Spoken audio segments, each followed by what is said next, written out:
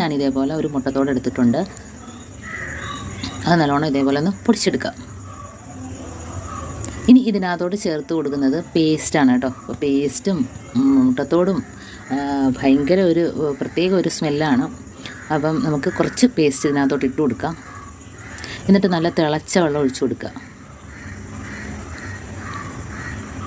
അപ്പോൾ ആ തിളച്ച വെള്ളം ഒഴിച്ചു കൊടുക്കുമ്പോഴത്തേനും മുട്ടയുടെയും പേസ്റ്റും എല്ലാം ഒരു എസൻസ് നല്ല രീതിയിൽ ഒന്ന് മിക്സായിട്ട് നമുക്കൊന്ന് തണുത്തതിന് ശേഷം അതിനകത്തോട്ട് നമുക്ക് ചെറിയ പഞ്ഞിയുണ്ടല്ലോ, വീട്ടിൽ പഴയ പഞ്ഞിയൊക്കെ ഉണ്ടെങ്കിൽ ഒന്ന് ചെറുതായിട്ട് പിച്ചിട്ടു, അതല്ലെങ്കിൽ ടിഷ്യൂ പേപ്പർ ആണെങ്കിലും മതി. അതതിനകത്തോട്ട് മുക്കിയിട്ട് നമുക്ക് പല്ലിയും പാറ്റയൊക്കെ വരുന്ന കബോർഡിലൊക്കെ വെച്ച് കൊടുക്കാം. അതല്ലെങ്കിൽ ആ പഞ്ഞിയും അതേപോലെ തന്നെ ടിഷ്യൂ പേപ്പറും ഈ ഒരു വെള്ളത്തിനകത്ത് മുക്കി വെച്ചിട്ട് നമുക്ക് എവിടെ വേണേലും വെച്ച് കൊടുക്കാം കേട്ടോ.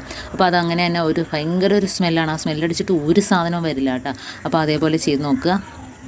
അതിപ്പോൾ ഞാൻ ആദ്യം 2-3 കഷ്ണം പഞ്ഞി ഇട്ട് കൊടുത്തിട്ടുണ്ട്, പിന്നെ ടിഷ്യൂ പേപ്പറും കൂടെ കീറി ഇട്ട് കൊടുത്തിട്ടുണ്ട് കേട്ടോ. അപ്പോൾ ഇത് ഇതേപോലെ തന്നെ ഇരിക്കാൻ ഭയങ്കര ഒരു സ്മെല്ലാണ് പേസ്റ്റും മുട്ടയുടെയിലൊക്കെ. അപ്പോൾ നമുക്കിതേപോലെ ചെയ്ത് എവിടെ വേണേലും വെച്ച് കൊടുക്കാം. അതല്ലെങ്കിൽ ഞാൻ നേരത്തെ പറഞ്ഞ കണക്ക് പഞ്ഞി ഓരോ പീസ്, അതല്ലെങ്കിൽ ടിഷ്യൂ പേപ്പർ അതിൽ നിന്ന് ഓരോ പീസായിട്ട് നമുക്ക് ഇതുപോലെ വെച്ച് കൊടുക്കാം.